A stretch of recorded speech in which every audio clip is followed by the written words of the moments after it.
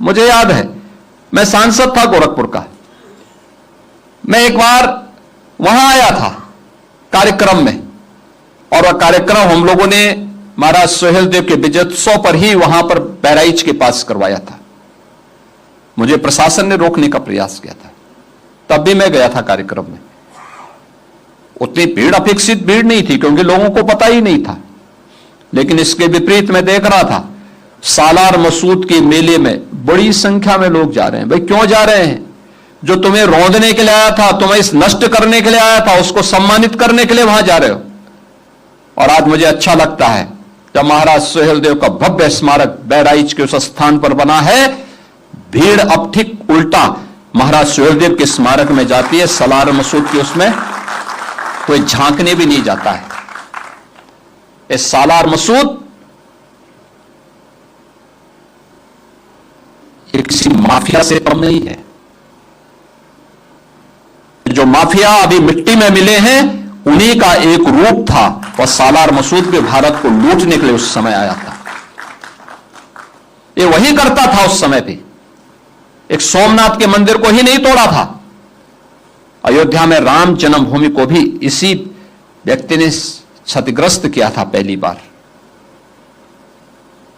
लगातार आया था, और महाराज सुहेलदेव ने उसको मारा ही नहीं, वह मौत मारा था जो इस्लाम में सबसे खराब मानी जाती है। आग में गरम लोहे के तवे को रख करके उसमें बांध करके जलाया था उसको।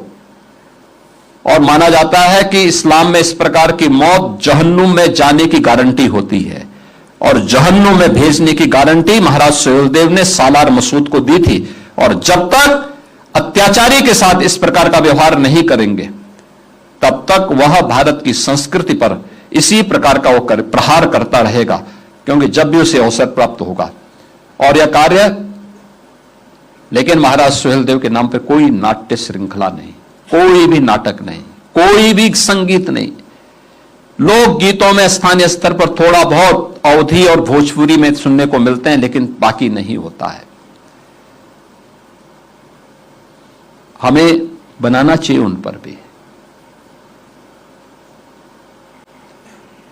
अवंती बाई पर, वीरांगना अवंती बाई पर, वीरांगना उदा देवी पर, वीरांगना झलकारी बाई पर, महाराज बिजली पासी पर कौन बनाएगा? और हमारी नाट्य अकादमियों का दायित्व बनता है कि हम इस पे लघु नाटक बनाएं, आधा घंटे का, 1 घंटे का, 2 घंटे का मंचन करें, बच्चों के सामने बताएं।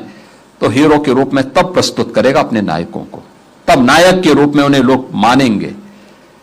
और उन खलनायकों को जिन्होंने देश पर प्रहार किया था, भारत की संस्कृति को रौंदने का काम किया था, उन लोगों को कभी भी सम्मान नहीं मिलना चाहिए, कभी नहीं मिलना चाहिए। उनको उसी रूप में हमें प्रस्तुत करना चाहिए जिस रूप में आनंद मठ ने उसको प्रस्तुत करने का एक साहसिक कदम उठाया है।